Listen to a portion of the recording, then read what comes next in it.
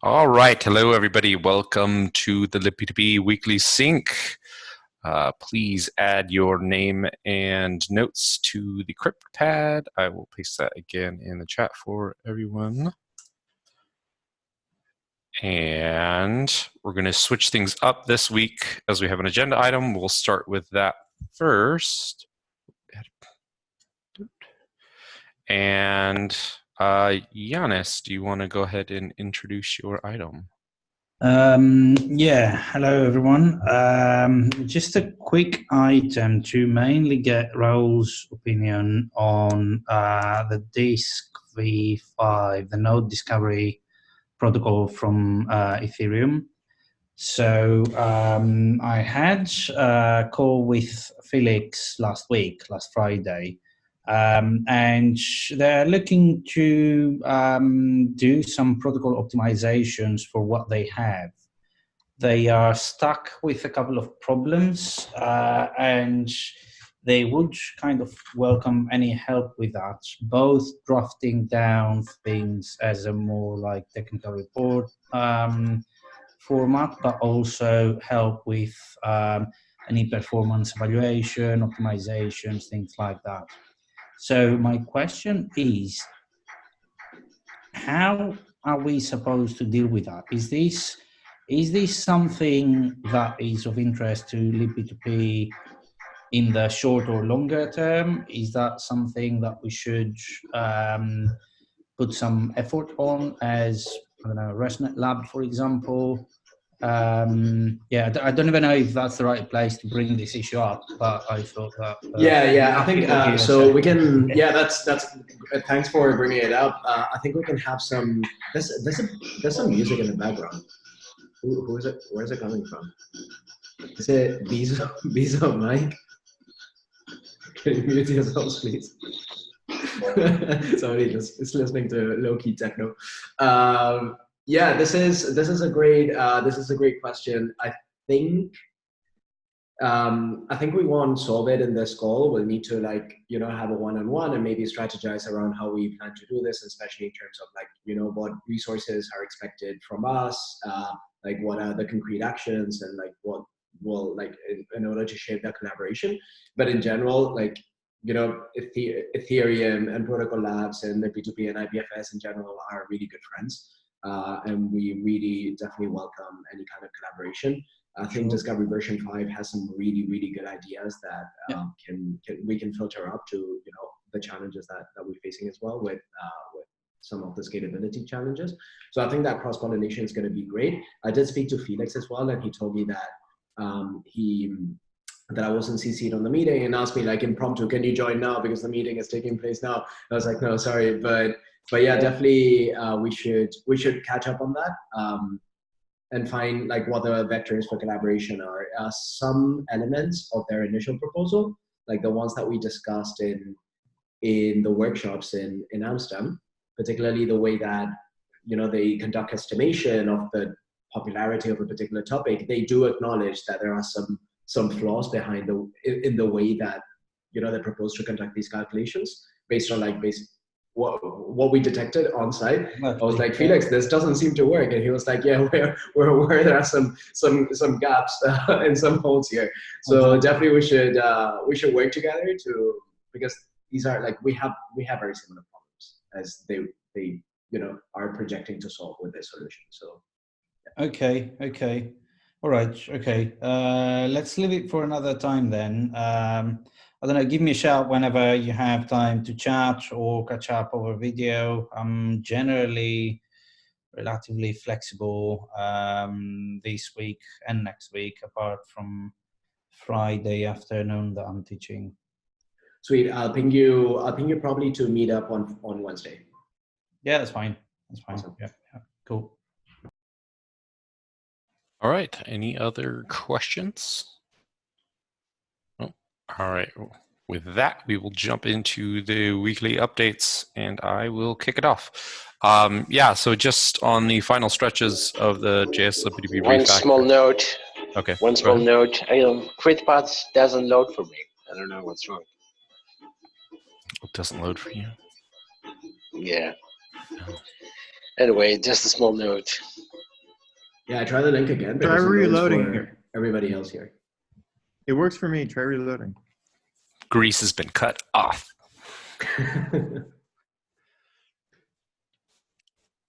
All right. Yeah, so I'm in the final stretches of the JSLibDB refactor, working through some bugs in the browser example. We're having some issues connecting to the IPFS bootstrap nodes due to some certificate issues.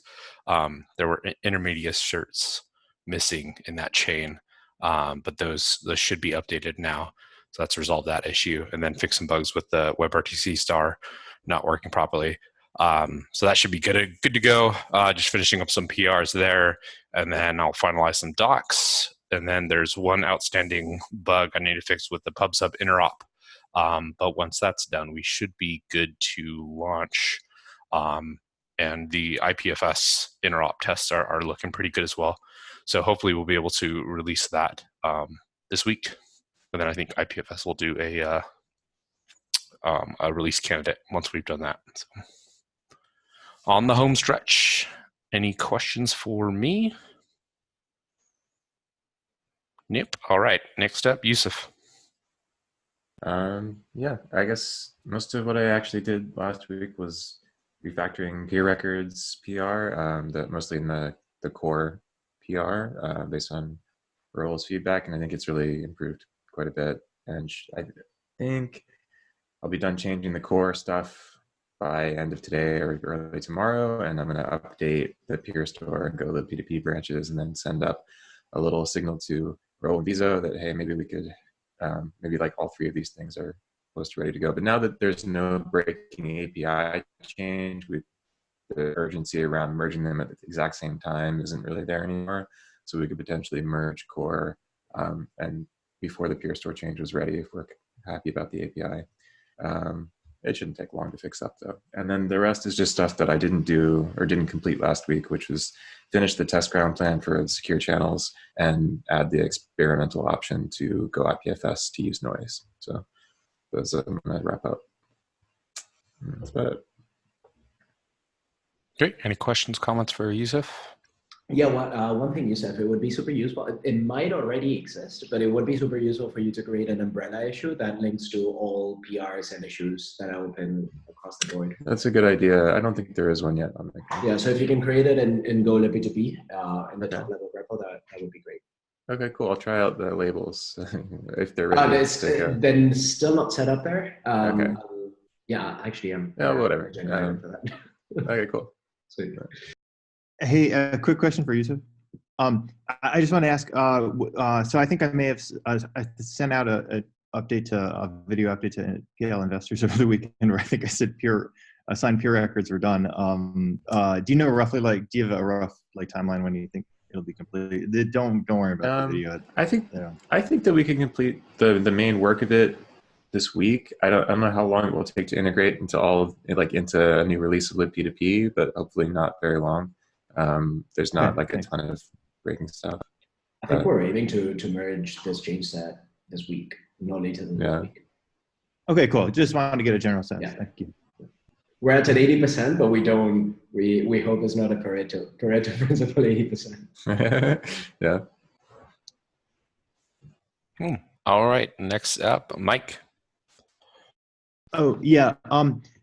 So I'm gonna all of my time in this week, next week, and the following week basically is going into this performance review stuff. I'm actually going to stop putting this into the CryptPad because this call is really supposed to be about the libp2p project, and that's a thing that only affects Protocol Labs employees. So, but I just to give you a sense of what I'm working on, it's just collecting feedback from a lot of different people, aggregating it, and please don't be anxious or nervous about the process. The goal is really to help people and not to make you feel bad about your weaknesses or something like that. So please don't stress too much.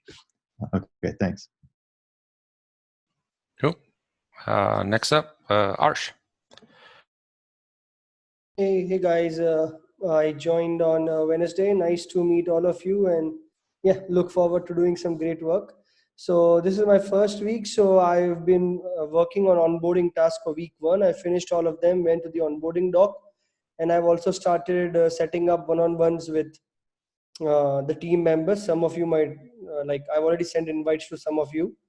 In addition to that, Rahul asked me to come up with a script to, so as you might know, we are working on introducing better project management for libp2p, and one of the goals is that we want to have all the issues in the go libp2p repo, which will act like the umbrella repo, so we can easily track and search and discuss about issues.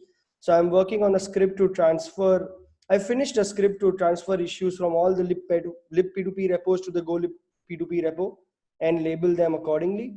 Rahul is going to take a look at the PR when he gets time. The next thing on my plate now, starting tomorrow, is start working on the libp2p instrumentation tool. So Rahul shared some resources with me today to understand the current state and some ideas on where to take it from here on. So that is going to be my focus on the coming days. Awesome. Any questions for Arsh? No. Alrighty. Next up, Raul. Great. Hey, everybody. So yeah, I worked a little bit on setting up the labels declaratively. We're using GitHub Actions for this. We've got a manifest file that keeps everything in sync with the colors, the descriptions, and so on. And it's pretty cool because it's self-contained. So if we want to roll this out to like JS libp2p or somewhere else, we can just take this configuration and just put it in the repo, and that's the end of it. And all labels will immediately get applied. I've been working on test count planning, as Mike said as well, performance reviews. I did the PR review of signed peer records, and just today I finished some noise spec refinements that were in the pipeline and were kind of like in the land of no one. And yeah, next I'm gonna be working on the DHT content routing planning. This is gonna be most of my day tomorrow is gonna be spent on this. There is a test ground meeting tomorrow, and we are merging the test ground team with the content routing team for now. And this meeting is going to host both teams. And Steb and I will probably walk through the content routing plan in this meeting, because we hope to have it finalized by then. So if you want to join, you're welcome. Most of you, I think, are joining anyway. So yeah, that's great. That's going to be happening.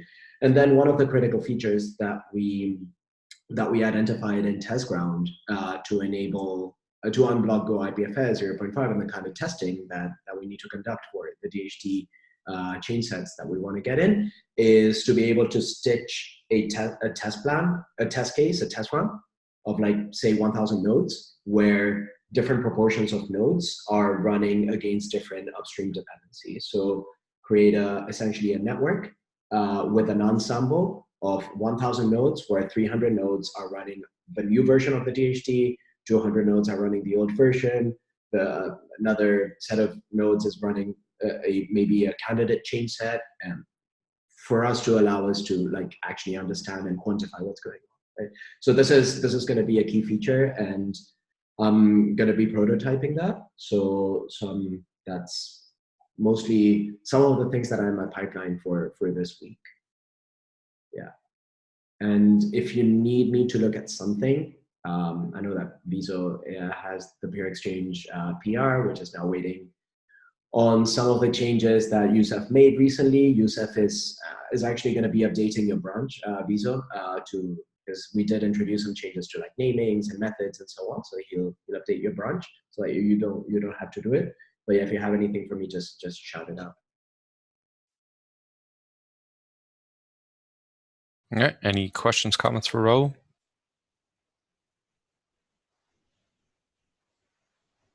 No. All right.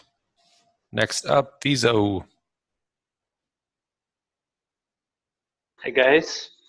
So yeah, what's been going on is I'm preparing. Well, it's already ready. It's an Emacs Africa, and I'm going to put it on the Google Docs. So I have a rough draft for the peer scoring function design. So this is the function that we want to introduce in Gossip Sub in order to score peers and mitigate signal attacks. give you an overview, I have come up with 5 initial parameters. One is the application-specific parameter, and the other, 6 parameters. One is the application-specific parameter, and the other 5 are internal to PubSub. So, and I have weights for them. So the parameters I want to use is one is the lifetime parameter, which is going to be the total time connected to the node. So this is the lifetime of the node as seen by a row here. It's going to have a tiny weight. So it's going to be measured in days. It's going to have a tiny weight, and it's going to have a cap of 1. So basically, it gives a small boost to all the nodes, mode absence, any other information. So the second parameter is the number of good messages delivered by the node in the last node. So this is the message that the node delivered first. So this is, like we first got this message by this node. It has a larger weight, relatively medium. Then we have the number of good duplicate weights by the node in the last day, so which has a small weight. Then we have 2 negative parameters. One is the number of invalid messages with a big weight, and the other one is the absence of messages in a topic in the last day. So basically, if a node hasn't delivered well, it could be less than a day. It's probably more applicable.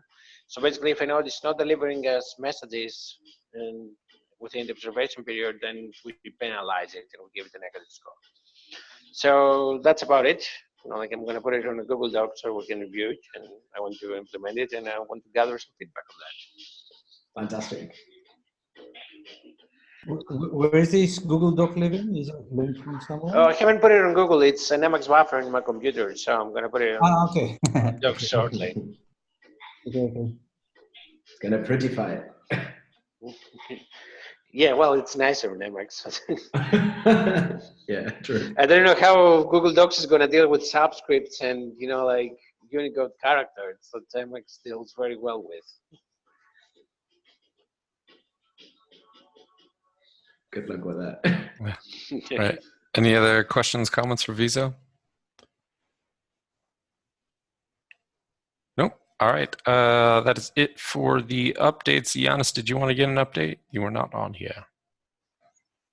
Yeah, I don't have anything to update. Basically, I've been working on the IPFS things this week, trying to finalize that Merkel's CRDT paper, which is due to be submitted tomorrow.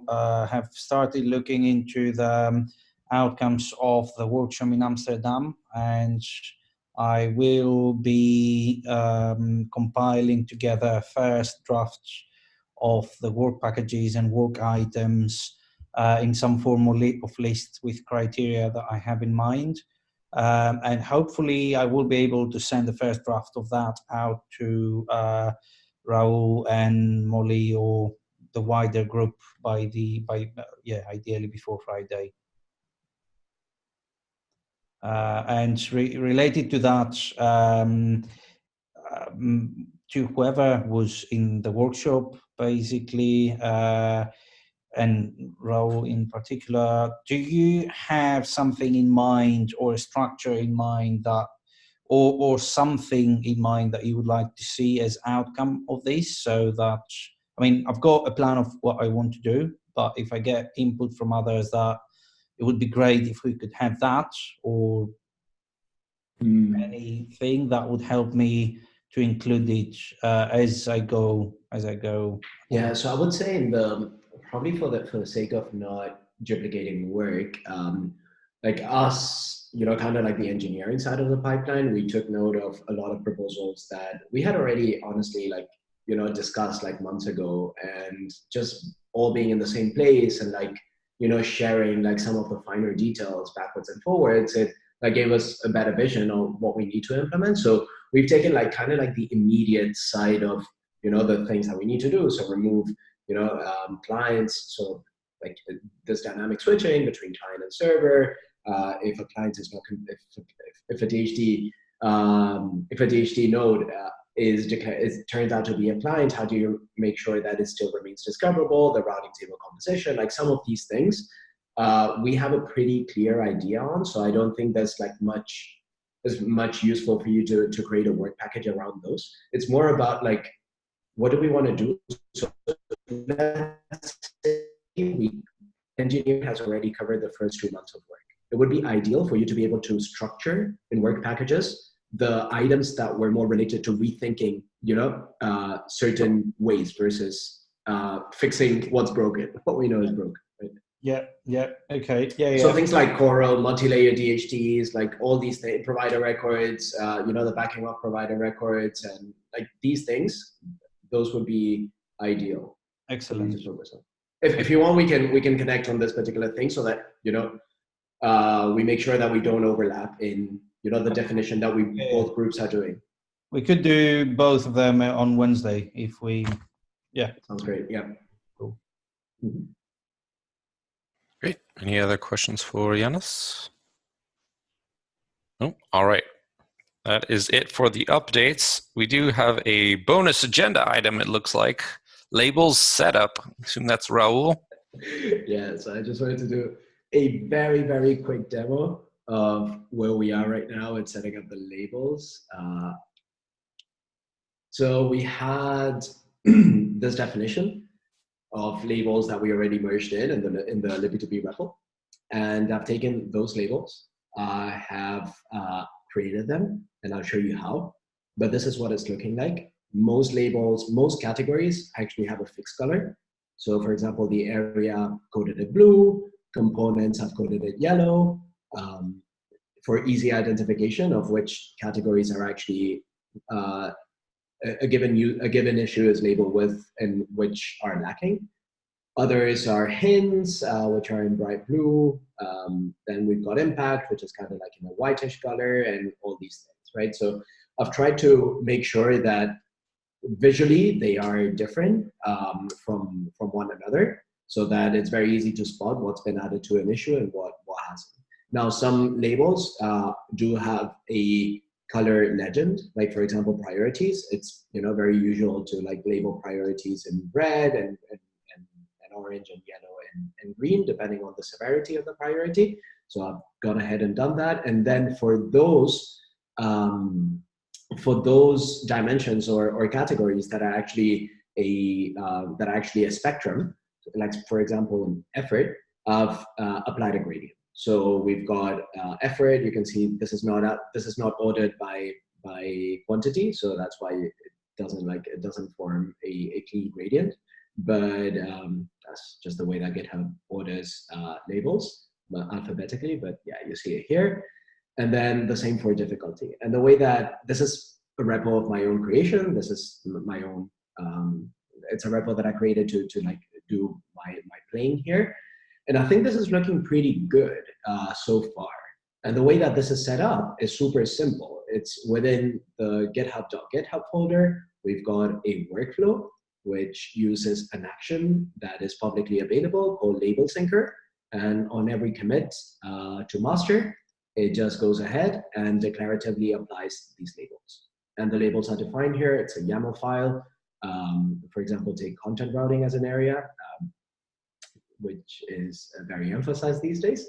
So take content routing as an area. You provide the color and you provide the description. And every time that this file changes, the action goes to GitHub and it just updates the labels there. So it's very easy to like take this particular file and cherry pick it into any other repo out there if you want to roll out exactly the same labels. And the effect that this has on a tool like ZenHub is that, boom, now you have the same labels applied everywhere. So you can now start thinking about, for example, when we've got the noise spec and we want to implement it in 5 different implementations, we can very easily track the progress across 5 different repos, each of a language, if they all are using the same labels. So yeah, that's what I wanted to show you.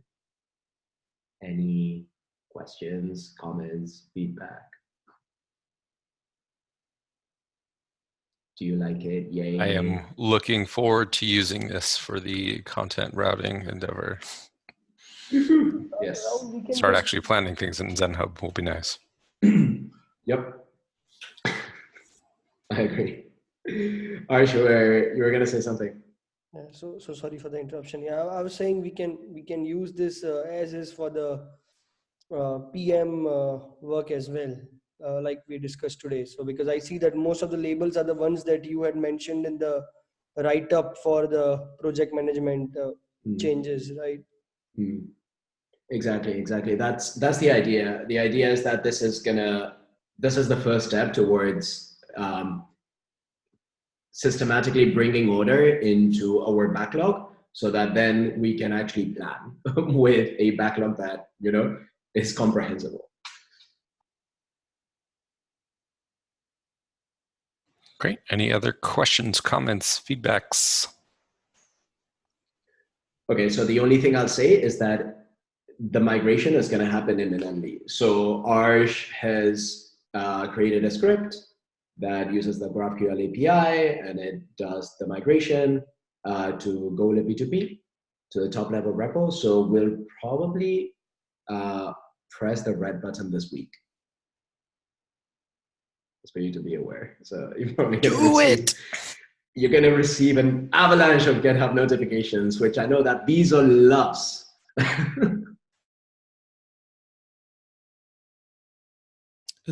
Do we know if that is like a subject line in that? I guess we'll find out real quick. You don't want to go one by one, so like deleting them, or? Yeah, because like mass deleting that and then accidentally missing somebody's like an actual issue from somebody. Like, want to make sure that we avoid that. So well, we'll figure out. We'll probably do. Yeah. We'll share out the mass archive label for GitHub. Yeah. Yeah, totally. Cool. Totally.